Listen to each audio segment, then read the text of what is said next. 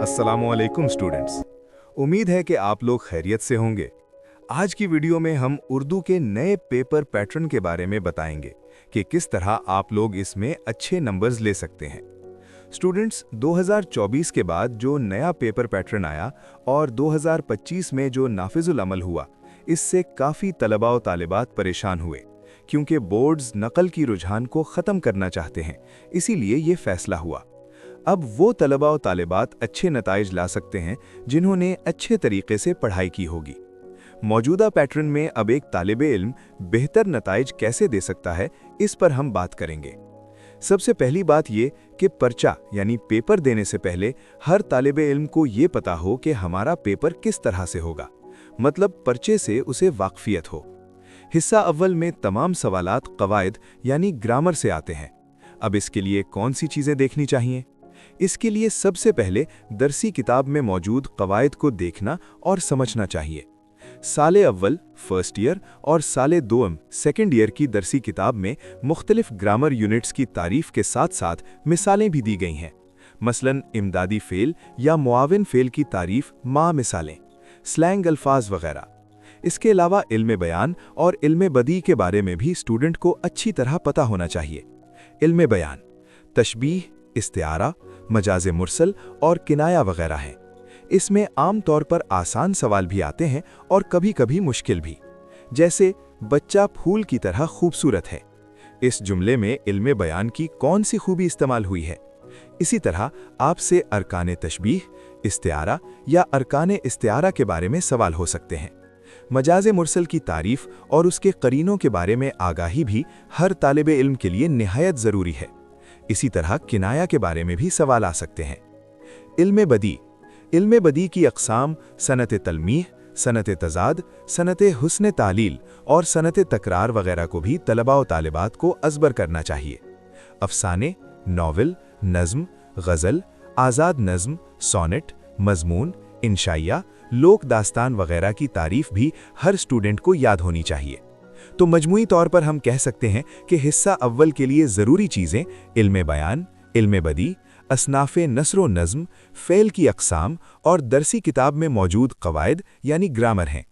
उम्मीद है कि हिस्सा अव्वल के समझने में आपको कोई मसला नहीं होगा। मज़ीद आसानी के लिए मैं अपना व्हाट्सएप नंबर कमेंट सेक्शन में देता हूँ, आप इस हवाले से सवाल कर सकते हैं। हिस्सा दोम उर्दू पेपर का हिस्सा दोम अब पहले की तरह आसान नहीं रहा। अब हिस्सा दोम को 4 हिस्सों में तकसीम किया गया है। पहले हिस्से में दरसी किताब में मौजूद किसी सबक का पैराग्राफ आता है और फिर उसी पैराग्राफ से सवालात आते हैं। इसमें कुछ सवाल निहायत आसान होते हैं जो कि तकरीबन ज़्यादातर तलबा और तालिबात कर लेते हैं। इसमें तलखीस का सवाल कदरे मुश्किल होता है, इस वजह से तलबा और तालिबात को तलखीस के बारे में आगाही हासिल करनी चाहिए। दूसरे हिस्से में नज़्म, गज़ल से सवालात आते हैं। इसमें एक आध सवाल आसान आता है, जबकि किसी शेर का मरकज़ी ख्याल या कोई और पेचीदा सवाल भी इस हिस्से में मुमकिन है कि आ जाए। तीसरा हिस्सा इसी हिस्सा दोम का निस्बतन मुश्किल हिस्सा होता है।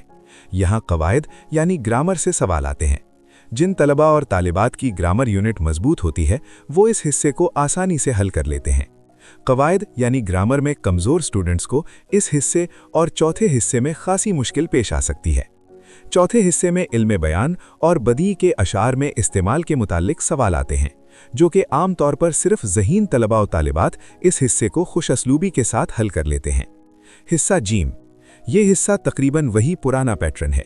सियाक़ो सबाक़ के हवाले से इबारत की तशरीह वाला सवाल पहले आता है। हवाला मतन, सियाक़ो सबाक़, तशरीह। दिए हुए इबारत की आसान अल्फाज में तशरीह करनी होती है। यहाँ अक्सर तलबा और तालिबात ये गलती कर लेते हैं कि पेपर में दिया हुआ इबारत ही सियाक़ो सबाक़ की जगह लिख लेते हैं, जो कि सरासर गलत है।